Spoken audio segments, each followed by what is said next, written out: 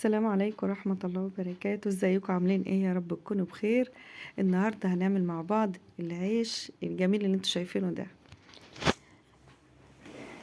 انا قلت اعمل بقى ايه، عيش كده على السحور، بيبقى ايه، سخن وجميل. زي ما انتوا شايفين كده، مقاديره بسيطة جدا. شايفين قلبه عامل ازاي؟ جميل جدا اهو. طبعا الاضاءة ما كانتش واضحة توضح لكم العيش كويس وتحميره ازاي. معايا هنا خميرة، حطيت لها معلقة سكر وقلبتها علشان تساعدنا على ايه، انها تفور بسرعة، واشوف الخميرة اذا كانت ايه كويسة ولا لا. بقلبها كويس قوي مع السكر. بكون طبعا مجهزة الدقيق. انا بقلب الخميرة مع السكر كويس مع المية، على اساس ان هي ايه، لو فيها حبيبات ولا حاجة عشان تخلص بسرعة ايه تساعدني بسرعة على الفوران، انها تخمر بسرعة. معايا هنا الدقيق زي ما انتوا شايفين، اي كمية دقيق انت عايزاها. بحط رشة ملح او معلقة صغيرة من الملح، واحط بقى ايه، طبعا بتكوني مسخنة مية وتكون دافية معاكي، على اساس ان هي تساعد على ايه، تسرع معاكي، لان العجينة لابد ان احنا نحط لها مية دافية مش سخنة قوي يعني. وحطيت الخميرة،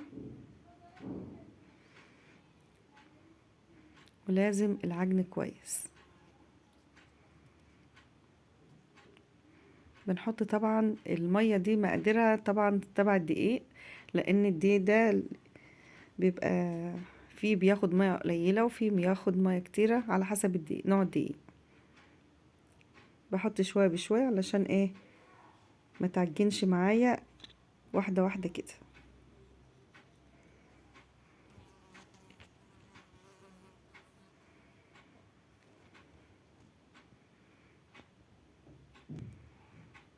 لازم نعجن العجين، ياخد وقته كده عشان يبقى مظبوط معانا العيش.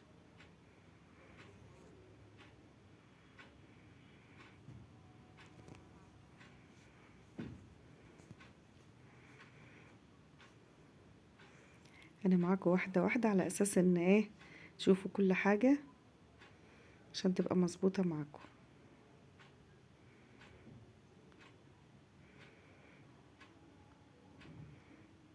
بحاول ان انا الم العجينة.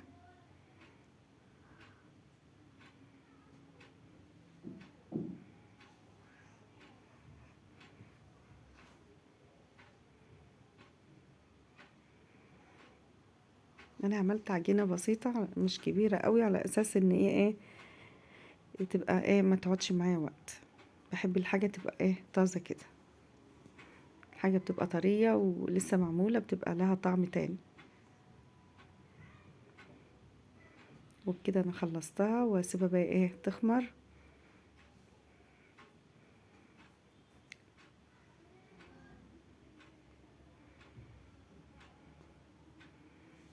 كده خلاص زي ما انتم شايفين، بسم الله ما شاء الله، العجينة جميلة جدا، لان انا هتطلع حقها في العجن اهي.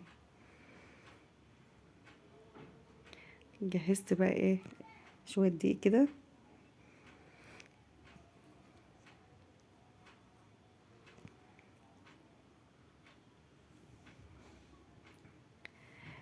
عشان عملت الاولاني ده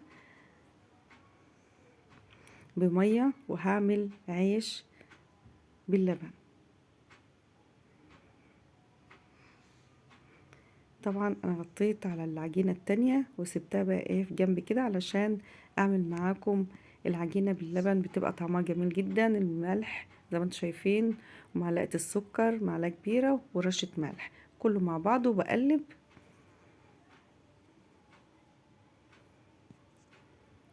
معايا اللبن اهو زي ما انتم شايفين، وبردك بعمل بالمعلقة كده، امشي واحدة واحدة، الفها مع ايه اللبن، الدقيق مع اللبن مع الخميرة والسكر ورشة الملح، كله مع بعضه. بحط حبة حبة عشان ايه نشوف المقدار بتاعه. ده نص كيلو من الدقيق، وحطيت عليه كوبايتين لبن ومعلقة كبيرة من الخميرة ومعلقة سكر ونص معلقة صغيرة ملح اهي. دي كوبايتين كبار يا جماعة على نص كوباية دقيق، نص كيلو دقيق. بنقلب كله مع بعض اهو. المقدار ده حلو قوي، وكان طعمه لذيذ بصراحة، طعمه جميل جدا.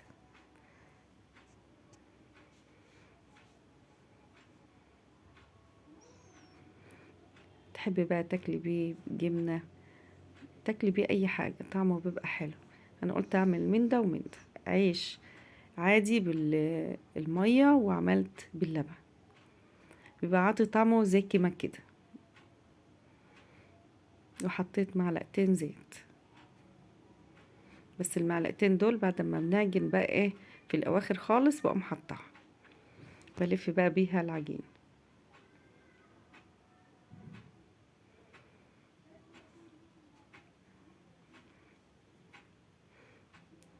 بحاول الم ايه الدقيق مع بعضه كده مع العجين، بعجن كويس والم الدقيق اللي ايه تحت والفه.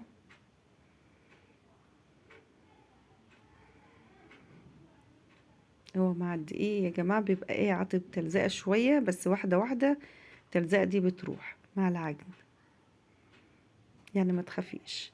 المقدار اللي قلت عليه مظبوط، نص كيلو دقيق وكوبايتين من اللبن ومعلقة خميرة ومعلقة سكر او معلقتين سكر علشان تديله ايه طعمه مسكر شوية، ورشة ملح. اه بعد ما عجنتها باجي في الاخر خالص احط ايه معلقتين، حطيت معلقة وبعدين معلقة تانية، وابتدي بقى ايه اعجنها تاني.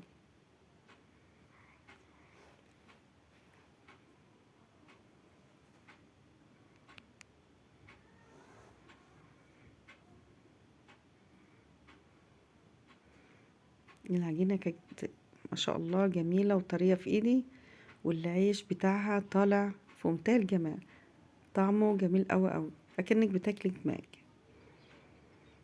ممكن تاكليه بس كده من غير اي حاجة خالص.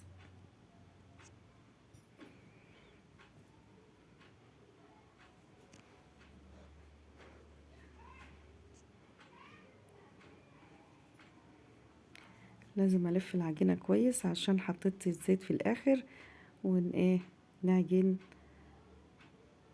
اهو زي ما انتم شايفين، عشان العجينة تبقى مظبوطة معانا والعيش يطلع حلو. كده انا خلصت، بلم بقى العجينة خالص اهو. زي ما انتم شايفينها العجينة جميلة جدا، هي بتتكلم عن نفسها اهي. هي مش هتاخد منك وقت، وتاكلي عيش سخن اهو. انا بحاول بس اوريكم العجينة في الاخر بتبقى شكلها ايه، وغطي عليها واسيبها بردك عشان تخمر نص ساعة كده، ون ايه ونبص عليها نشوفها على طول علشان ما نسيبهاش تخمر زيادة عن اللزوم.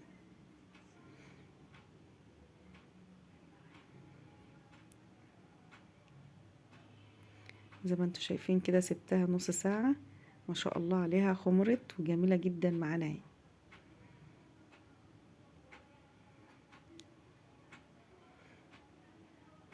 بجهز جنبي طبق من الدقيق زي ما انتوا شايفين كده، برش بقى ايه على الرخامة عشان اقرص واحط عليها.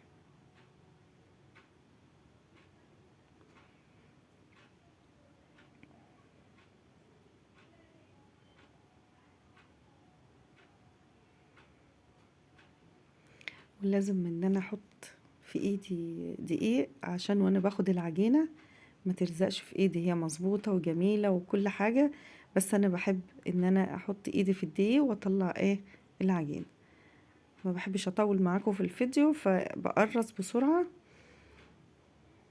ان شاء الله زي ما انتم شايفين دي الكمية اللي هي بالحليب او باللبن.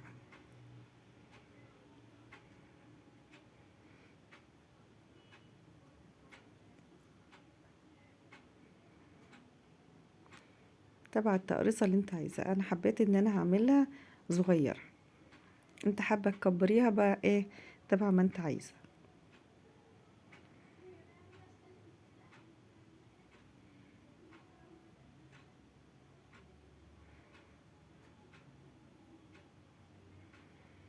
طبعا كل سنة وانتم طيبين، عشان الواحد في رمضان بنقرأ بقى في القرآن وبنسهر.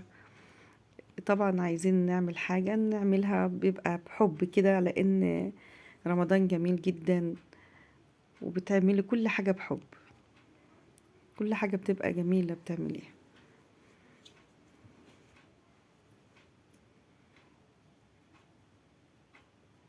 كده انا خلصت الكمية اهي، ده اللي هو باللبن قرصته كله خلصته، وقلت ايه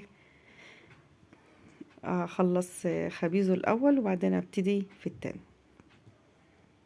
بفرد، باخد من اول ما انا عملت عشان بيبقى ايه الخمر بتاعه خلاص بقى احسن من يعني نبتدي من الاول احسن، عشان الخمر بتاعه بيبقى حلو والعجينة معاكي تبقى ايه سهلة كده في الفرد. انا عاملاه زي ما انا قلت لكم كده صغير، عايزه تكبري انت على حسب ما انت عايزه.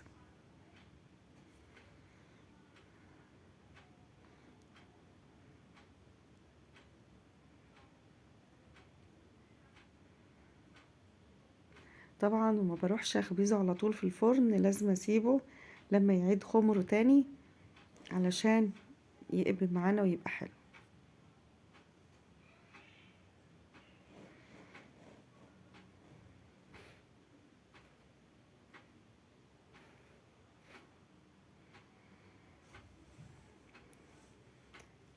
الفرادة دي عندي بقالها فترة، بقالها سنين،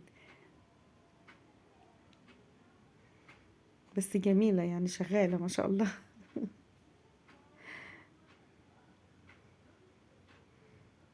رغيف صغير جدا بس جميل جميل ما شاء الله، بقيت احط بايدي واحدفه على طول.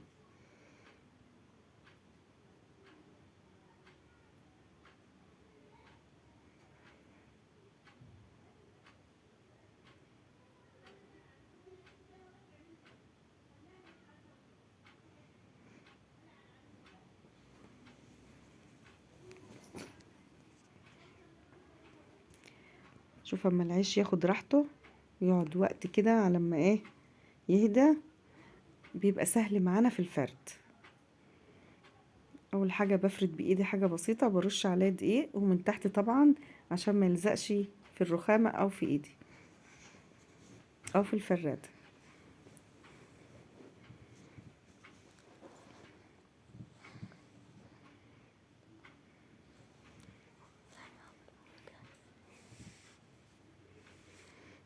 دي بقى العجينه التانية اللي هي باللبن بالميه.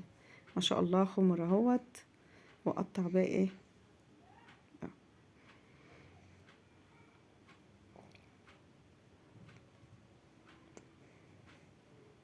رحت بقى ايه اعمل في الفرن. لابد ان احنا نسخنه نكون مسحينه كويس.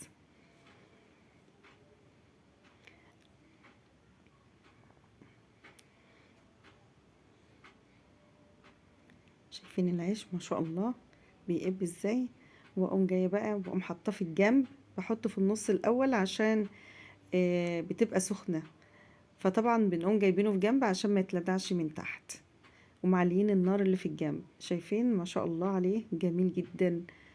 اه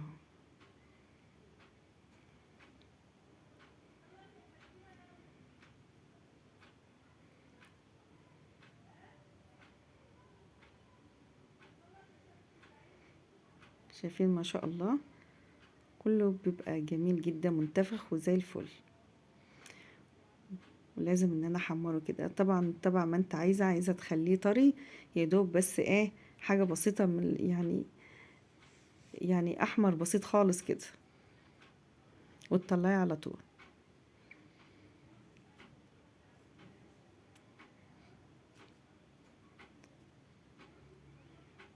كان العيش طعمه جميل جدا بصراحة.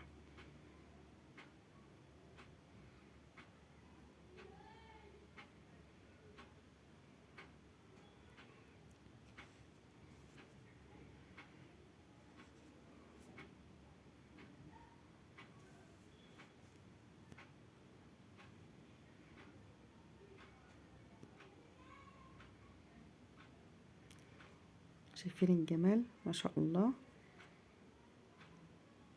اهو اول ما بيعلى بحطه في جنب عند النار عشان يدي ايه الاحمر، وشه يبقى احمر وجميل. طبعا بتلفي العيش على اساس يبقى الجنب التاني بردك كده، يعني مش بنقوم حاطينه وخلاص، لا، لازم نلف العيش عشان ياخد من الجنب التاني يحمر.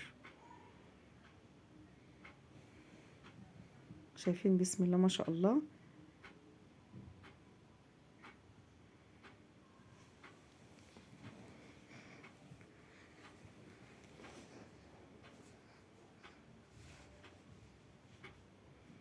وخلصت كله اهو. شايفين الجمال بسم الله ما شاء الله زي العسل اهو. ما تنسوش الاشتراك وتفعيل الجرس. ويا جماعة اللي بيشوف الفيديو يعمل اشتراك، اللي ما اشتركش يعمل اشتراك ولايك اهو. شايفين العيش وفتحت الرغيف قدامكم علشان تشوفوا قلبه شكله ايه، جميل جدا جدا جدا.